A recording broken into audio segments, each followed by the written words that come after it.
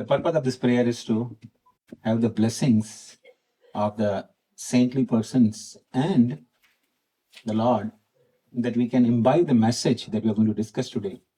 We can understand and imbibe that message in our life. So that's the purpose of this prayer. Om Jnana-timirandasya Jnananjana-chalakaya Chakshurunmritam Yena Tasmai Shri Gurave Namaha. Vanchakalpatarubhyascha Kripasindhubhya Patitanam Pavanebhyo Vaishnavebhyo Namo Namaha. Jai Shri Krishna Chaitanya Prabhu Nityananda Shri Advaita Gadadhar Shri Vasadi Gaura Bhakta Vrinda. Hare Krishna Krishna Krishna Hare Hare, Hare Rama Rama Rama Hare Hare. So if I understand correctly, we have been discussing about the goal of life, right? We started with the goal of life in the first session. And today the second session or third? Second session. So I believe we concluded the previous session with understanding that the goal of our life is happiness. But in this world, though everyone looking for happiness doesn't find happiness, right? On the contrary, we find opposite. Whatever effort we put is only for happiness, but we find generally opposite to that, right? For example, just take a simple example. Suppose, you have some aspiration or some desire. I'll take a simple example. Or somebody's thinking, oh, I want to buy a particular model of Lamborghini or maybe latest Falcon wing, Tesla, right? But suppose you're meditating. As long as you're meditating, you feel happiness. One day I'll have this car. But the moment you have the car, the payments start, right? The insurance starts, right? And not only that, the anxiety starts because what somebody banks on my car, right? So we originally aspired to get anything in this world or work on anything to get happiness, but we start getting opposite of that. And that's true for practically everything in this world. Everything. You name it, that aspiration you may have it. Till the time you are aspiring, you are happy. The moment you have it, there's anxiety, right? So, in today's session, we'll try to understand who is the person who's trying to experience happiness or anxiety. Okay. That is we, as individuals. Who is the person who's actually trying to aspire for happiness?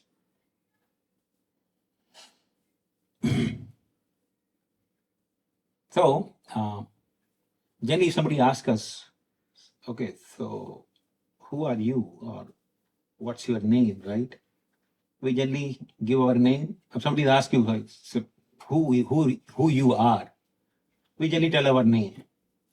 Or somebody may say, oh, I'm a doctor, or I'm an engineer, or I'm a lawyer, right? We may tell our profession. Or somebody may say, well, I'm Indian, or I'm American, or European, right?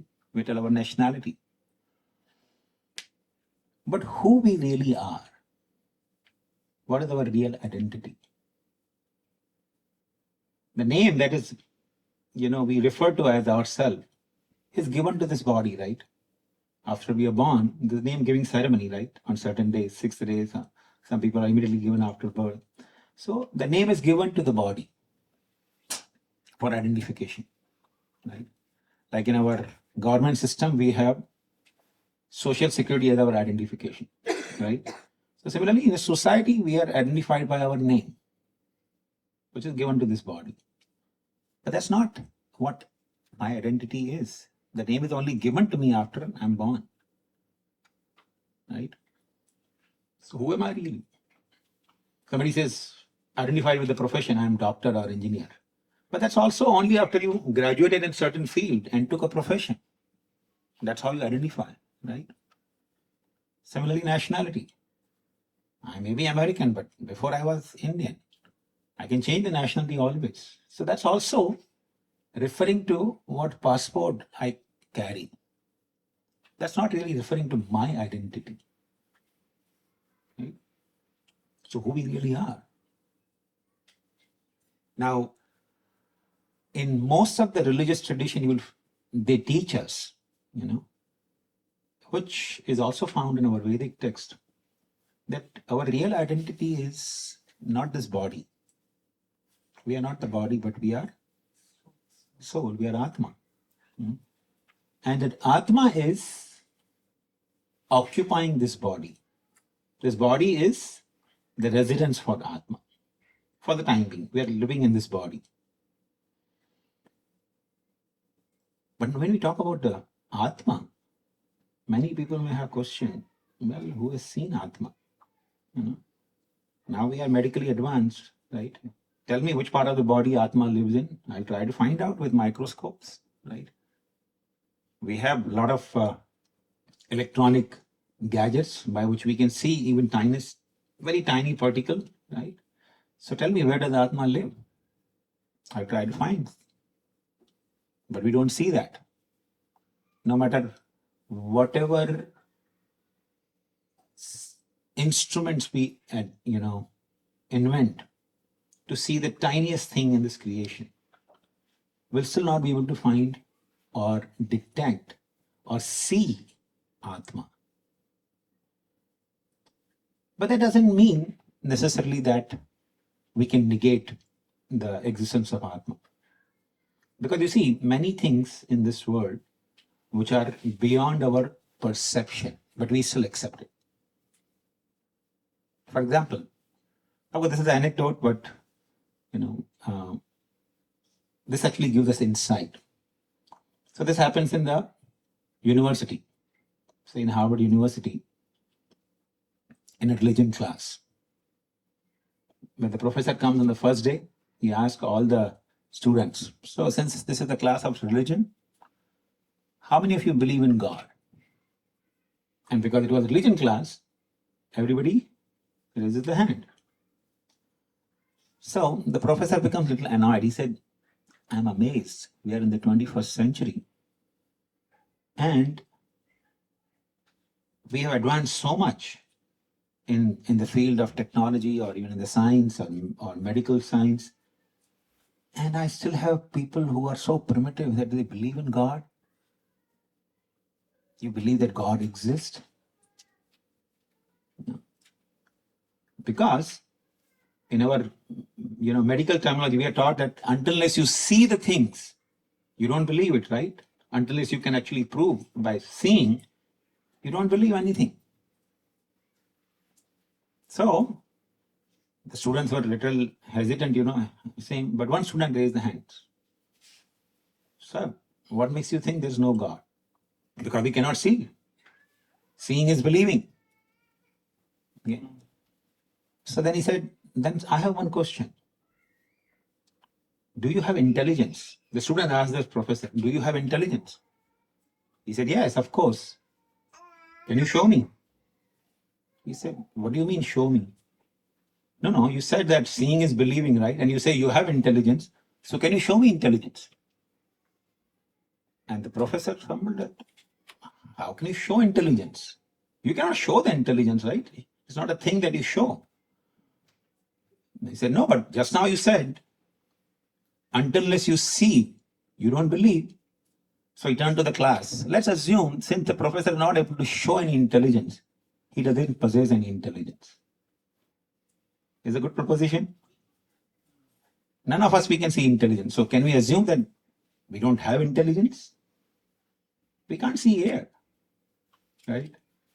We can't see so many things. If there's a live wire, of course this may not carry so much current, but if there's a live wire, and you say somebody, there's a current in it, says, show me. That's it, you will know, right? So there are so many things that we cannot see, but we still believe. No. So similarly, although we may not be able to see the presence of the soul, And it's for good reasons. We'll come to that also, why we can't see. But we can understand logically the presence of the soul. Now, say for example, if you see a airplane flying in the sky, can you see the pilot?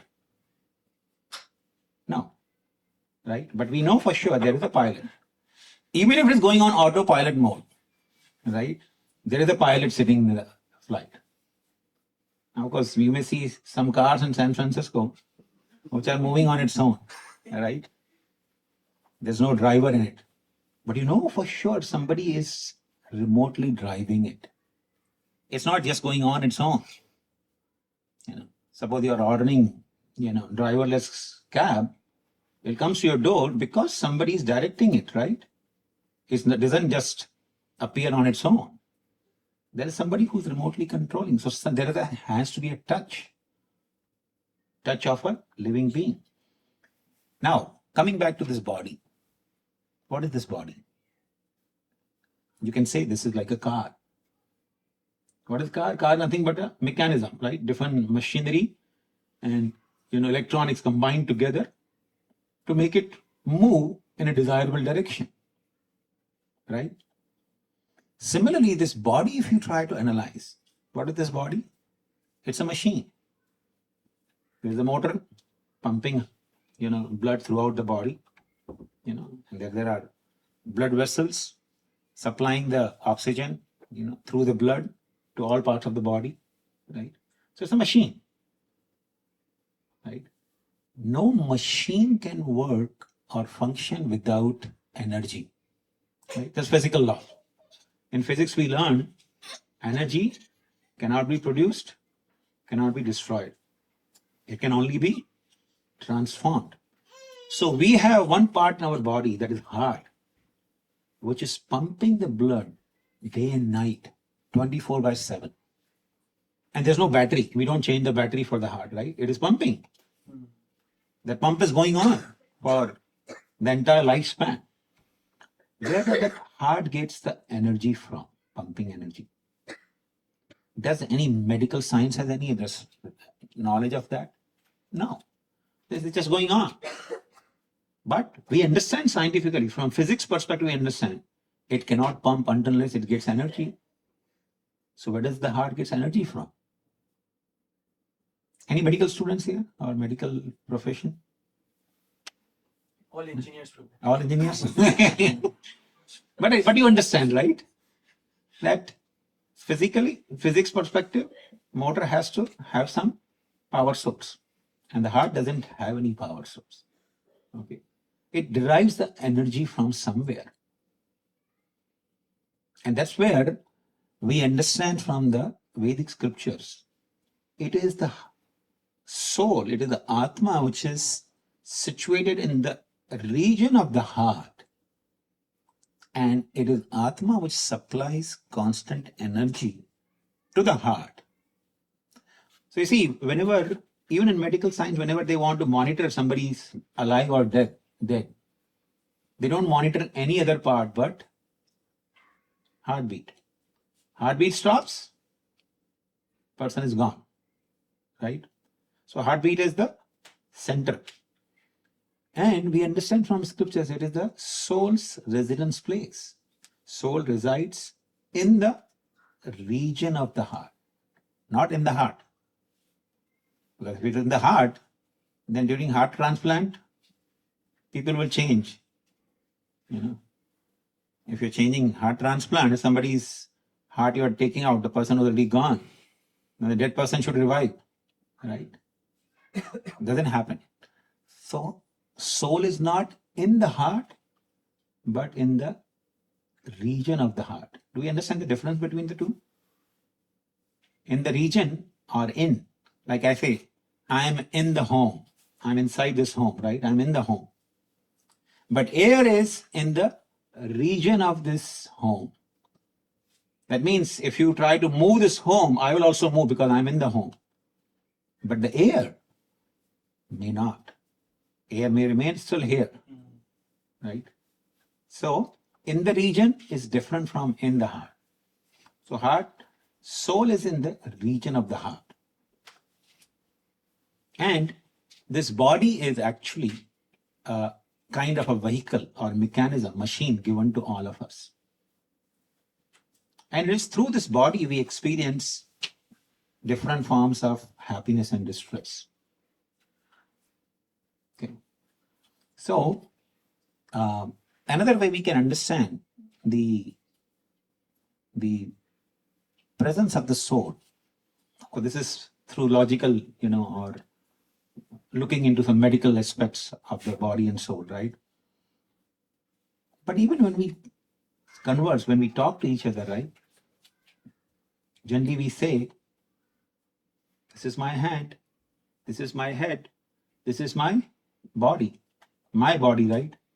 So if this is my body, then who am I? I may say this is my phone. Whether it's not iPhone, this is my phone, Android phone. But this is my phone. His phone is different, I am different. So when I say my body is different, I am different. So who am I? I am spirit soul. I am Atma. I am residing in this body. Okay.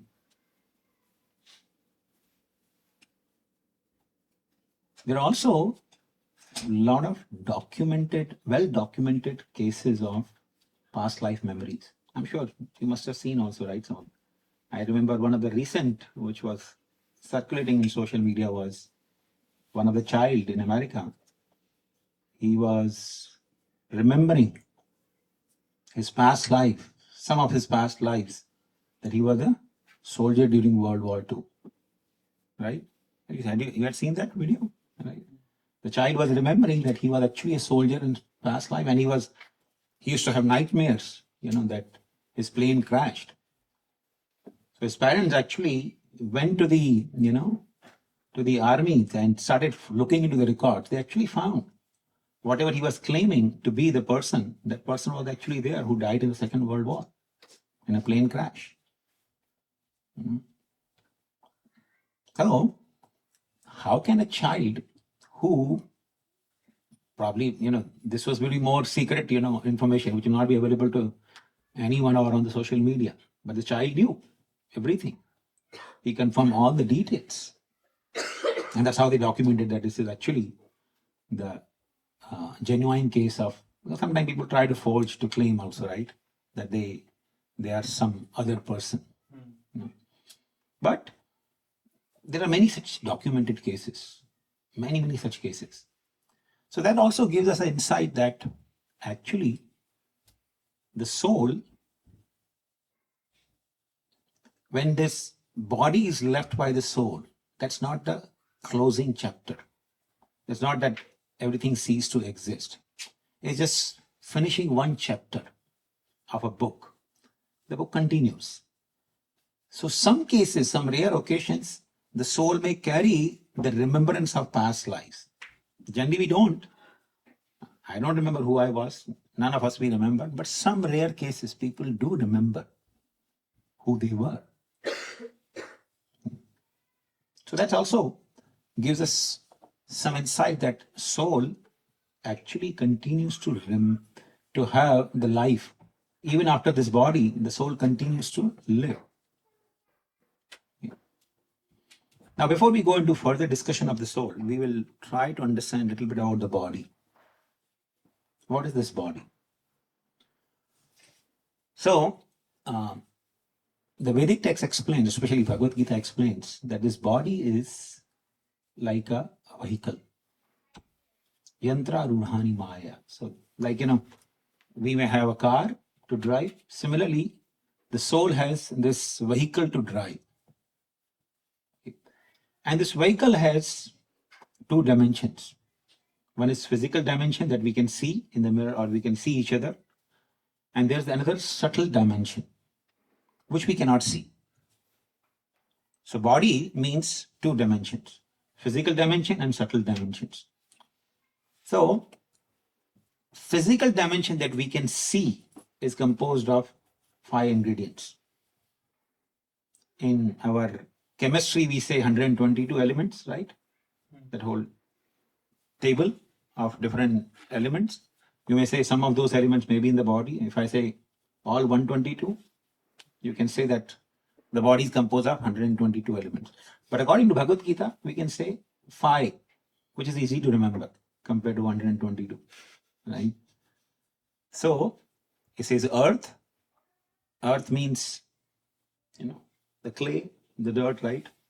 When the body is burned to ashes, what remains is clay, the ashes, right? So that is earth. Then water. 70% of body is water. So water is there. Earth, water. Then third element is fire. Now we think how fire exists in the body. Fire means anything that is kept warm. It's not possible without fire. And our body maintains temperature, right? A fixed temperature is maintained by the body. That means there has to be fire. Otherwise, even in the winter season, our body maintains the temperature, right? So there has to be fire. So there is fire element in our body. And then there's air. We are breathing, right? So we know air is there. And last, which is little difficult for in general people to understand, is it's called sky. So what is sky? Not the blue sky that we see. The sky by definition is any space that accommodates something. Like, this microphone. It is taking some space within this room, right? So that space occupied is called sky. Okay. So body is occupying some space also, right? So therefore, the gross body that we can see is composed of these 5 elements: earth, water, fire, air, and ether. It is made up of earth, water, fire, air, ether. Okay. So at least gross body, clear. Now we'll go to subtle dimension. The body also has subtle dimension or subtle layer. So gross layer we can see. The subtle layer, which we all understand that exists, but we cannot see. And that subtle layer is composed of mind, intelligence, and ego. We all understand we have mind, right? We say mind your business, right? We have mind. Intelligence. We all have intelligence, right? And we all have ego, right? So let's try to understand a little bit on these 3 elements and what exactly it means by the subtle layer of the body. So Krishna gives example in Bhagavad Gita to understand this body. He says, Vasamsi jirnani yatha vihaya navani granhanti naro aparani tatha sharirani vihaya jirnani anyani samyati navani dehi. He says, Vasamsi. Vasamsi means dress. So just like we have dress or a shirt, for example, jirnani, when it gets torn, what we do? We just give it up. We discard that. And then what we do? Namani granhanti. We accept a new shirt, right? So, simple, but very profound understanding. Like our shirt may get torn, we throw it away and we accept another one. Krishna says, Tatha sharirani. In the same way, when the body gets useless or torn, in this case you can say old or invalid, not useful anymore, then Tatha sharirani vihaya jirnani anyani samyati navani dehi. The soul actually goes to another body. So we are given the body. The body in due course of time wears and tears. It becomes, just like a garment or the shirt. It torns or it becomes invalid. Then the soul actually leaves the body and goes to the next body. Okay.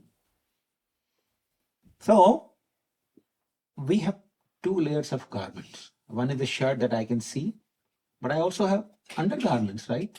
Which you cannot see. So mind, intelligence, and ego can be compared with a subtle layer, which we cannot see. It's like undergarment. It's more closer to the soul, covering the soul, but we cannot see it. But we all understand that layer exists. So now let's try to understand what is mind, intelligence, and ego. Mind. Mind can be compared, because all of you are engineers. So coming to engineer background, in a computer, we always have a storage facility, right? The drive, SSD, right? So that memory or the storage can be compared with mind. Mind is our storehouse of all the what you call data from innumerable lifetimes, the different desires, the different impressions that we carry. They're all stored in the mind. And actually, mind is a very, very powerful hard drive. We don't have any capacity of hard drive which can compare with the mind. The mind has so much storage, and those storage randomly, they are brought out in our consciousness from time to time. So mind is a storage. Intelligence is like CPU, central processing unit. Okay. So data is brought from the hard drive and manipulated in the CPU, right? The CPU actually manipulates all the data. Okay. So intelligence, that's what it does. We develop some desire, the mind reflects some desire, okay, I want to enjoy this. The intelligence starts processing, okay, how can I enjoy this? If I want to get something, how can I get that thing? Enjoy. I want to eat gulab jamun, so okay, look for some recipe. Okay, how to mix the ingredients, how to cook it. So intelligence starts functioning in that way. So that's the function of intelligence. Intelligence takes the data and starts processing it. And coming to ego, ego is generally referred as false ego. False ego means, false means it is not real. It's a artificial ego. So what is the meaning of false ego? Like we use the word ego, right, many times. But does anyone know what is the meaning of ego? Oh, you are so egoistic, right? But what really means ego means? Something. Huh? Self-centered. Self-centered. Something we are not versus the difference between what we are and what we think we are. Exactly. Very close to. So ego is nothing but a sense of identity. Okay. So therefore, when you say false ego means false sense of identity. Just to give you an example. So our first Prime Minister of India, who was he? Dr. Jawaharlal Nehru, right? Pandit Jawaharlal Nehru. So he was fond of doing some adventures. So one time he wanted to visit Agra's mental asylum. So Agra's asylum is especially famous. Sometime in India they say Agra se ho kya? Right? Nothing to know about Agra, but literally people mean, are you from Agra asylum or what? Because most crazy cases would be kept there in the asylum. So he wanted to visit that asylum. And his security people said, no, you shouldn't visit there. All the craziest people kept there, you shouldn't go there. No, I want to go and visit. So he goes to asylum, and there was one person sitting in the asylum silently. So he goes and sits next to him. He says, Namaste, I am Pandit Jawaharlal Nehru. Mad person looks at him. Don't say that. He says, why? He said, because I said that, they put me here.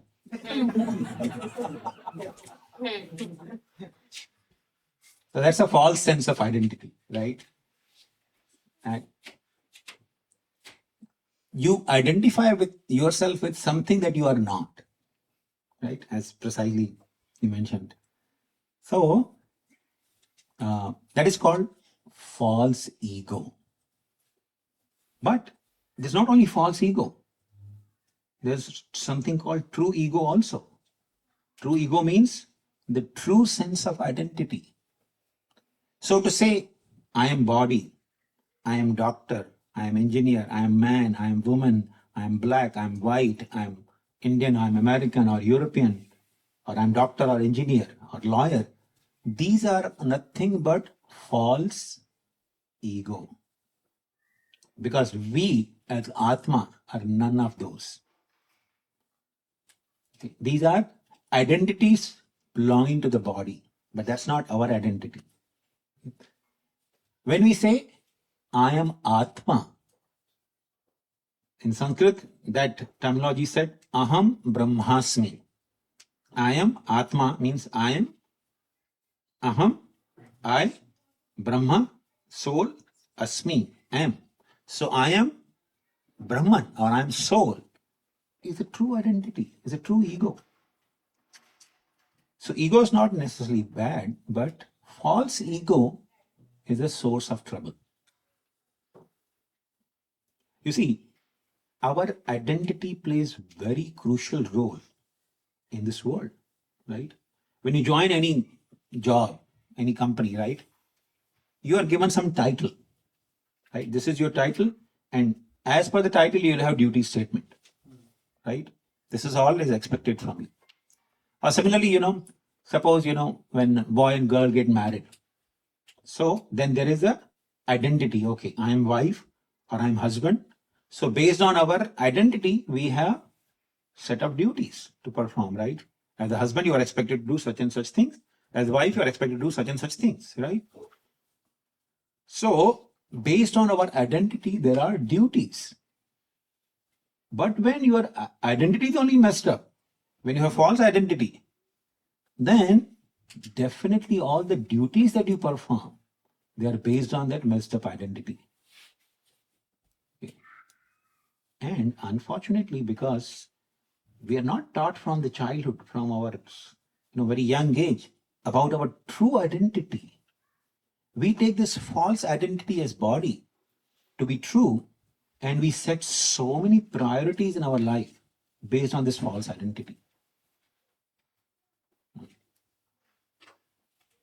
Now, therefore, people have so many goals in life which they think will make them happy, but that doesn't really bring any true satisfaction or happiness because the identity is only messed up. If you're not clear about your identity, how can you set up proper priorities in life? Okay. So that's the body. Body is external covering and soul is actually the real person. Now coming to the needs of the body and soul. Now, since we're talking about the priorities, right? Upanishads actually gave an example comparing the body and the soul, which we can extend in today's, context. So, the Upanishads say this body is like a ratha, like a chariot. Okay. And the soul within the body is actually the passenger. So there's a chariot, right? In the chariot, there's a passenger. And then there are horses. So this chariot has yoked with not one or two, but 5 horses. So there are 5 horses yoked to this chariot. Then there's a driver who's actually driving the chariot, right? So how does the driver drive the chariot? It has reins, right, through which he controls the horses, right? So this body, which has 5 sense organs through which we actually interact with this world. What are the 5 sense organs? Our eyes, right? Through eyes we discriminate, okay, this is black color, this is white color, or this is red and blue color, right? That's how we differentiate. Through eyes, we interact with the world by seeing the objects. Then we have ears. Through ears, you hear. Okay, this what appears to be is actually, this is called black. Okay, this what it appears to be is called white. So you are hearing, not just seeing, but also hearing, right? So eyes, ears, then we smell through the nose. Oh, this is very nice fragrance, right? Oh, this is stinking, right? So we differentiate. So eyes, ears, nose, and then we have tongue. This is sweet. Oh, this is salty. This is bitter, right? And then we have our sense of touch. Oh, this is cold. This is hot, right? So these are the 5 sense organs which are compared with 5 horses. Okay. Horses are the one which pull the chariot, right? So if you see, the chariot of this body is pulled by these 5 horses. In the way that, oh, you hear from someone, oh, I visited Paris last year. You should go to Paris. It's such a beautiful country, such a beautiful city. You should go there. So you hear something, then you develop some goal. Okay, I'll go next year.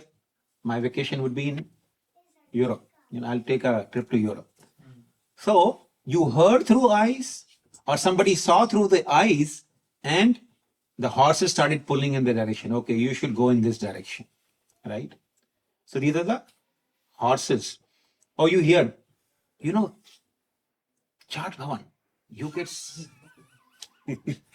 get some, nice preparation. You should try this one. Have you tried this?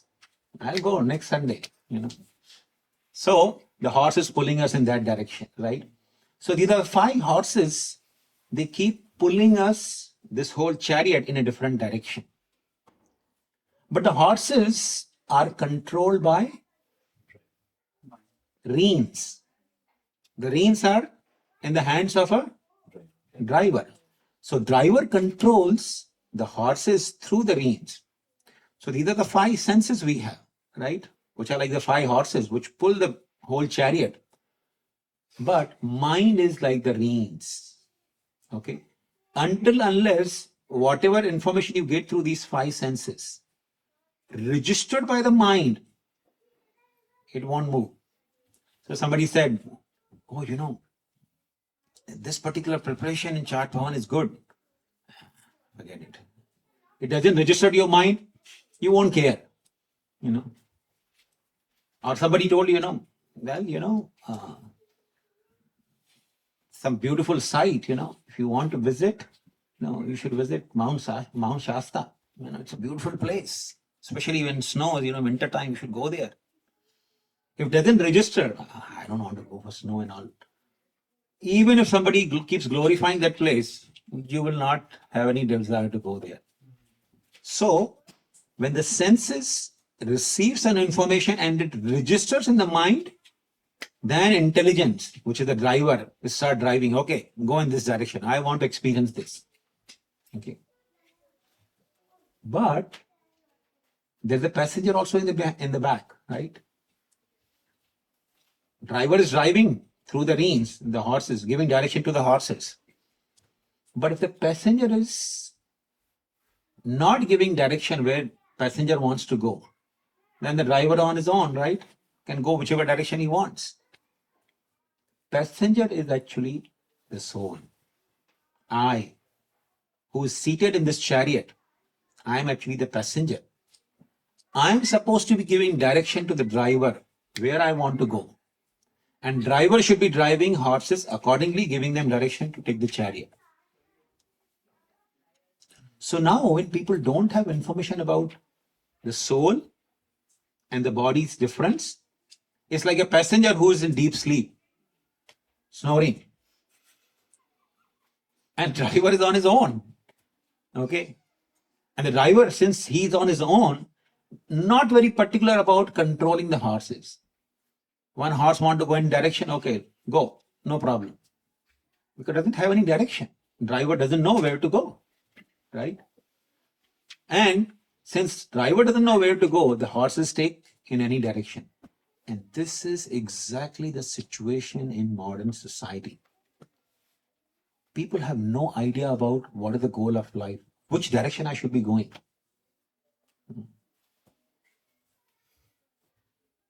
Like, you ask any ordinary person, okay, what's the goal of life? Well, I want to, earn money. Why you want to earn money? So that we can eat. Why you want to eat? So that I can continue earning money. Same. Have you seen a dog trying to catch his own tail? Have you ever seen? Looks very funny. It's the same circle. Why you want to eat? Because I want to work. Why you want to work? So that I can eat. Why I want to eat? So I can work. So going in the circle, right? No knowledge about what is supposed to be the goal of life. Why I'm here in the first place. Why I'm trying to seek happiness, but I'm getting so much frustration or disappointments in life.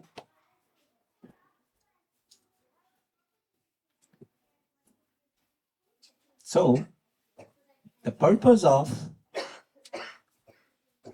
this entire wisdom is to first of all understand and recognize that I am the driver. I am the passenger in this chariot. Okay. And this passenger needs to give direction to intelligence. I should be directing my intelligence, which direction to go. Now, little bit extending now about the needs of the body and the soul. So since we're talking about the chariot could be, old style. In modern times we use car, right? Or more precisely, electric cars nowadays, right? So you can say the body is like a car, okay? And the person who's sitting in the car is the soul, is the driver, okay? Even if you have self-driving car, you are the one who giving direction, which direction you want to go, right? So I'm the driver and the body is the car. Now, if the car has to move, you need to charge it, right? It has a need of charging. Then car will move fast, right? Desirable speed you can attain if you have car fully charged. Now suppose you are going to LA from here. Your car is fully charged. It can go up to 450 miles with one charging. You can easily reach LA, 400 miles from here, right? So you're sitting in the car and driving. Do you think your journey can be comfortable? If the car has air condition or the heat working fine, has music system working fine, and you continue the journey, your journey will be comfortable. If you don't eat or drink anything, no, right? So car needs charge, but you need food, you need some drinks, right? Then your journey will be comfortable. Now, car needs charging, we need food. Car cannot be running on the food. I cannot go on charging. Right? So needs are not interchangeable. Car will always need charge. I will always need food. Okay. Similarly, the body has certain needs. The body that we have, this external body, physical as well as subtle layer of the body, it has certain needs. Okay. But the soul has different need. And unfortunately, because there's no knowledge about the body and soul's differentiation, people have no knowledge about the needs of the two. They only identify needs of the body as my needs. No. I cannot survive without food. No, body cannot survive without food. Soul does not need food to survive, to sustain. Body needs. Okay. Soul has a different need. Okay. That will come in the the last portion of this seminar, this whole journey. I think Achyutan will explain that very beautifully. I'll leave that suspense. If you want to know what is the need of the soul, you have to come for further sessions. Okay. But the body needs the food, body needs clothing, body needs some comfort, and people think this is my need. And that's where people do mistake. They keep, because you see, if I'm hungry, no matter how nicely you keep polishing the car, keep charging the car again, it's not going to solve my problem. I'm hungry. I'm thirsty, right? Just to give you a nice example. One time, one lady, she brought a parrot, a pet parrot. We keep the pet, so she liked parrot too. So she brought a parrot. And because she was a wealthy lady, so she brought a cage made of gold, solid gold, for the parrot.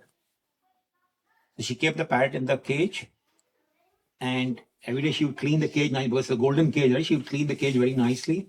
But after a few days, she saw the parrot was dead. So she started crying, and the friend said, "Oh, what happened? My pet died. My parrot died." She said, "Oh, it's so terrible. How did he die?" She said, "I don't know. I was cleaning the cage every day nicely. My cage is shining. You see, I kept it cage so clean." He said, "Clean the cage? That's okay, but did you feed the parrot?" "Oh, that I didn't do." So, if you don't feed the parrot who's seated in this cage, and the body can be compared with the cage, no matter if you have golden cage, if the parrot sitting in the body, in the cage, is not fed, you'll continue to starve. Your hunger will never go down. And that's exactly the situation in modern times. People have insatiable desire. They think, maybe if I have this, I'll be happy. Maybe if I have that, I'll be happy.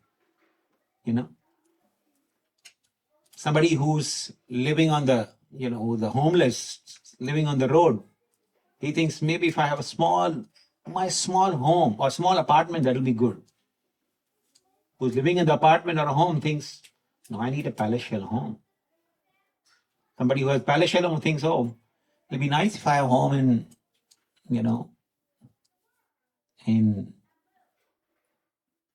what is that community in LA? Beverly Hills. I have a home in Beverly Hills, I'll be happy. Right?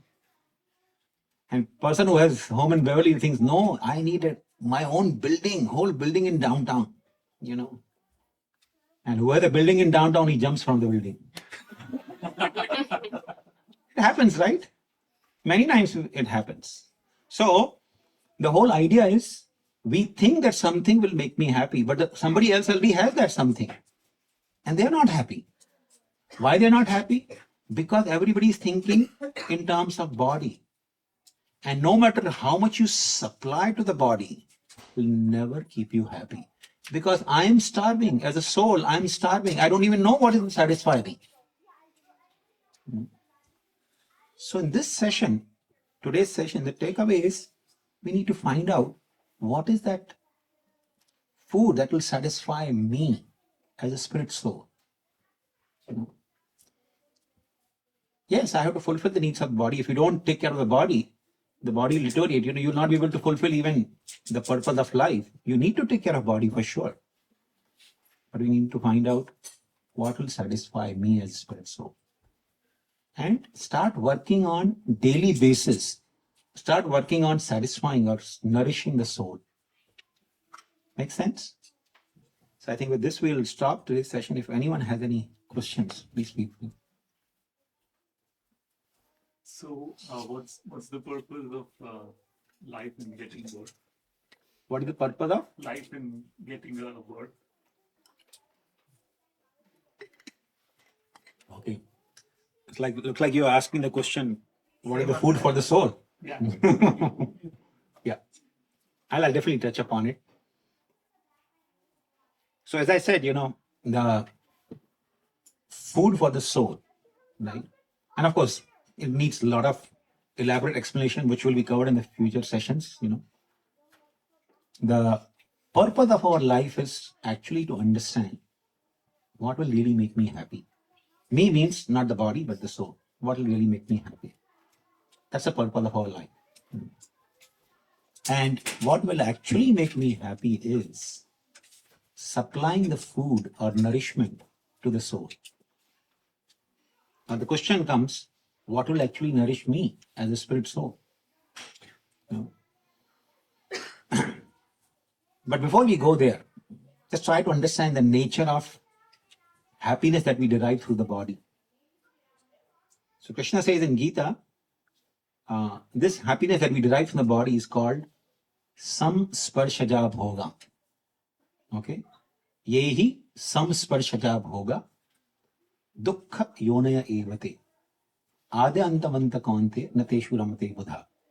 So Krishna, in this verse of Bhagavad Gita, summarizes what should not be the goal of life. Then we'll come to the goal of life.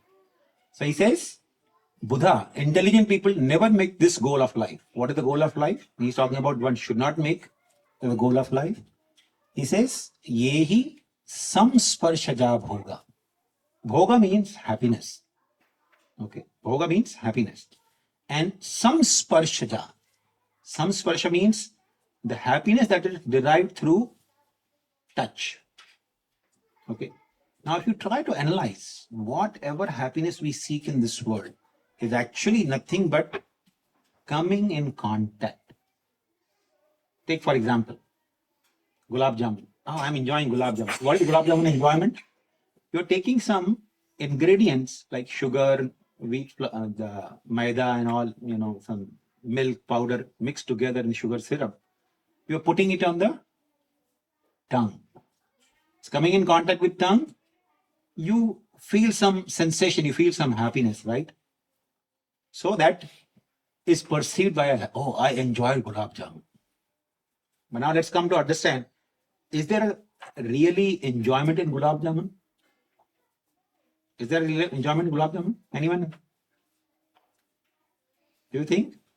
Please be honest, if you think, you think, right? Anyone thinks? Yeah. Right? There's the enjoyment. Okay. So suppose, what's your name? Abhinav. Abhinav. So you like gulab jamun, right? So suppose Abhinav is, today is Sunday, he has not eaten anything since morning. I assume. Suppose he has not eaten anything. So we bring him a bucket of gulab jamuns. Here, have gulab jamun. So he has first gulab jamun. Delicious, right? Second, still delicious. Third, still maybe delicious. Fifth gulab jamun. Okay. 10th gulab jamun. Certainly not delicious. And if you are forced to eat 20, you'll probably vomit, right? So if gulab jamun has really happiness, the first and 20th should taste same, right? But that's not the case, right? And that's true with any kind of happiness you take in this world. Any happiness. Like we're discussing, right? Somebody thinks I have a home in Beverly Hills. You may have home in Beverly Hills a month, you may enjoy. People come, they'll say, such nice home, nice place, nice community, you have home. But after 2 or 3 months, doesn't charm. And especially in that home, there are quarrels. Husband, wife are the loggerheads.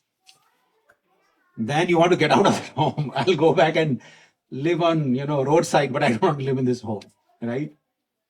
So, if there is a happiness in things of this world, they should always give happiness. But this happiness is called sparshaja bhoga. This happiness is born because of coming in contact. My tongue is coming in contact with some food. My eyes are coming in contact with something apparently beautiful. My ears are coming in contact with some nice, apparent, pleasing music or some pleasing sound vibration. And I think this is happiness. Krishna says in Gita, dukkha yona. This kind of happiness is yoni. Yoni means a birthplace. dukkha yona. It's actually a birthplace of all the dukkha in this world. I'll take same example. Suppose you eat 20 or 25 gulab jamuns. You'll be sitting in the bathroom, right? It's a distress, right? So the more you try to enjoy in this world, beyond certain limit, the more you become distressful. And that's true with any happiness you take in this world. That's the nature. So Krishna says, intelligent people do not make this kind of happiness as their goal. Okay. So what should be the goal of our life? The goal of life should be, I'm spirit soul. What will actually make me happy as spirit soul? Okay. Now let's try to understand how people who are on the spiritual platform, right? Those who actually have knowledge that I'm not the body, I'm spirit soul, how they seek happiness. Okay. So you see, there are of course different varieties and different categories of people in that category who are on spiritual platform. You'll be understanding more. There'll be karma yogis, there are jnana yogis, there are dhyana yogis, bhakti yogis. So different categories of yogis are there. Yogis are people who are actually on the spiritual platform. They're trying to seek happiness for the soul, not for the body. They're called yogis. Okay. The more technical definitions will come later, but this is a simple definition you can say of a yogi. Yogi is a person who's trying to seek happiness for the soul, not just for the body. He may neglect the body.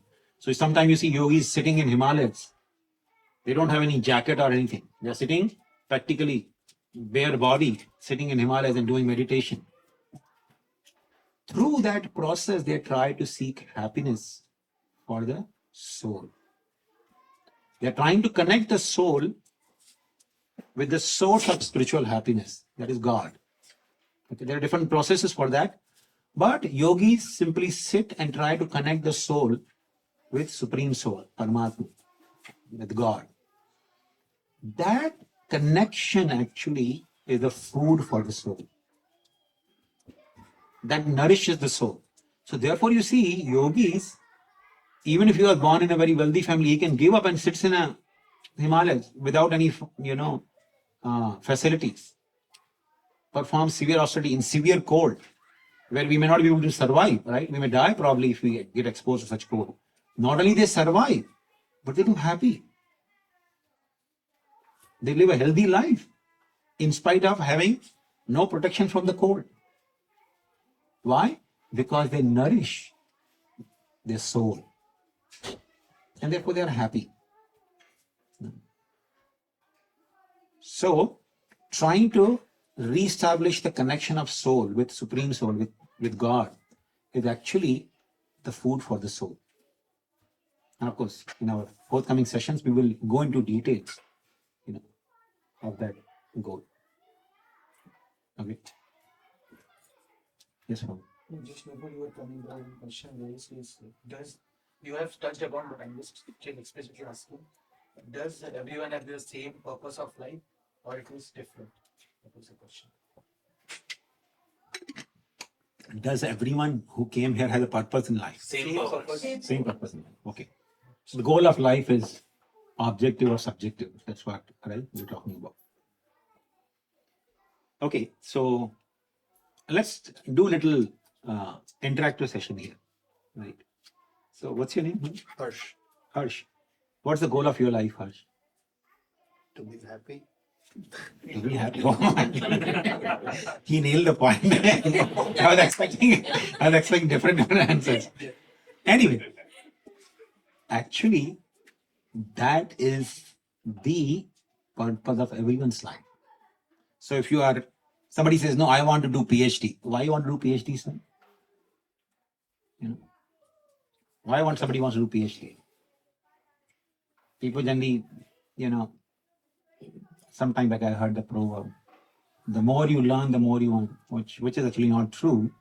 I've seen people with double PhD struggling to earn. So that doesn't really appeal to me. But why do you want to do PhD? Because you think having knowledge, on some specialized field knowledge will make me happy, right?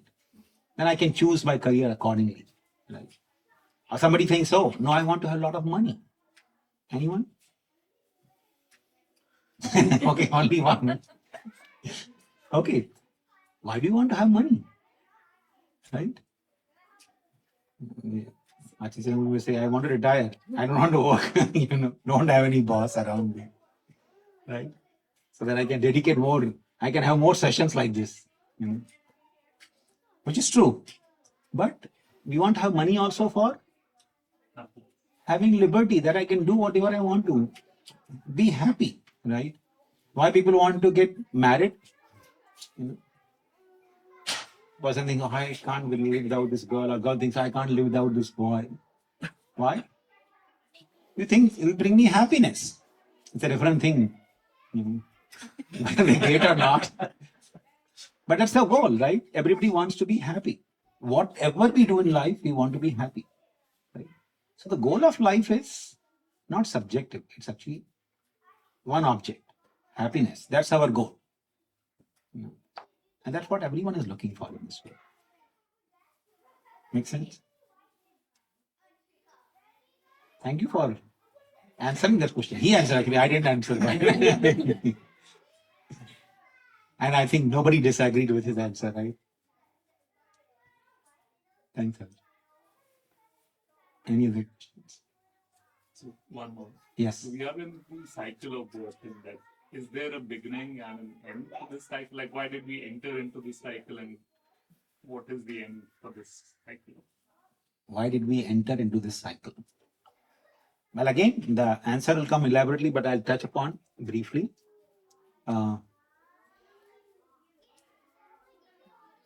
We enter into this cycle,